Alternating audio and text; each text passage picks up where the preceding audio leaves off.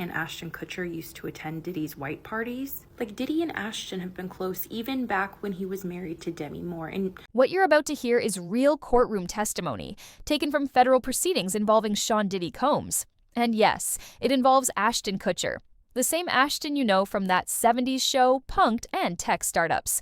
But this time, he wasn't acting, he was testifying.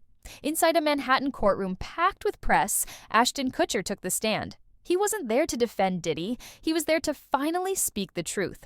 And what he said shocked everyone. At first, he looked nervous. Not like the smooth, smiling celebrity we're used to seeing. He looked like a man who had run out of places to hide. His hands shook, his voice cracked. And then he started talking. He said he had been part of Diddy's inner circle, not just at parties, but in business. And for years, he ignored things he shouldn't have. But anyway, I am officially headed down the rabbit hole to learn more about the origins of this friendship, and I find it very interesting because Ashton Kutcher was recently exposed for writing a letter to the judge asking for leniency in Danny Masterson's R-word sentencing, while simultaneously being a founder and running a organization to protect people, especially children, from becoming victims. I looked up to him, Ashton said, but I saw things. I ignored them. And I shouldn't have. The prosecutor showed a video from 2009, Diddy's infamous white party. In it, Ashton is seen laughing, drinking, surrounded by blurred faces. When asked to confirm if it was him, Ashton said, "Yes, that was me." But then came the darker parts. He admitted that at those parties, there were back rooms, that phones were taken, NDAs were signed, and only certain people were allowed inside. He said he thought it was just privacy, but now he knows better.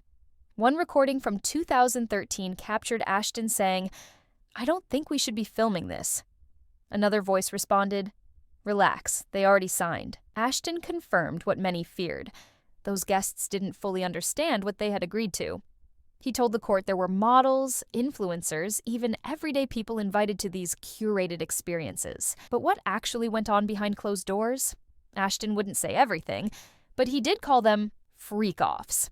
Secret parties where guests were blindfolded, phones were taken, and what happened inside stayed there.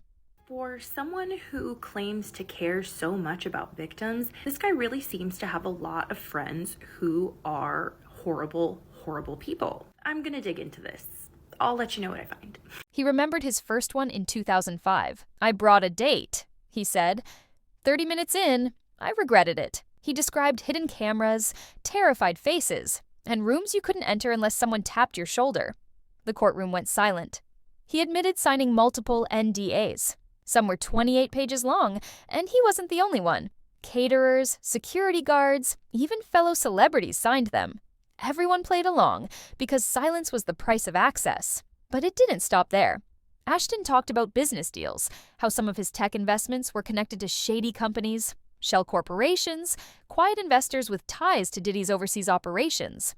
He said, "I didn't ask enough questions. The money was good, and I didn't want to be the guy who ruined everything." In one case, Ashton was pitched an app that secretly collected user data and ran background checks on entertainers. He passed on it, but now he wonders how many others didn't. He also talked about fear. After he told Diddy in 2014 that he wanted out, 3 of his investment deals suddenly fell through. A friend told him, "You made someone nervous." Another time, he got a USB in the mail. It had footage of him at a party. Nothing illegal, but enough to embarrass him. "I got the message," he said. Then it got personal. In 2022, his wife Mila received a photo of her and their kids. It came with a quote from a contract she had never seen. Ashton said, "It wasn't a threat. It was a reminder that even if you leave the party never leaves you."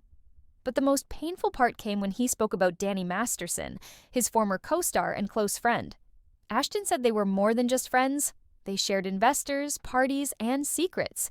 When Danny was first accused, Ashton tried to help him. He even hired PR teams to flood the internet with good stories. "I thought I was protecting a friend," he said, "but I was helping hide the truth." In one disturbing moment, Ashton recalled a dinner in 2017. There were producers, lawyers, and even one of Diddy's legal advisors. They didn't talk about guilt or innocence. They talked about keeping it quiet. "That's when I realized," Ashton said, "this wasn't friendship. It was damage control.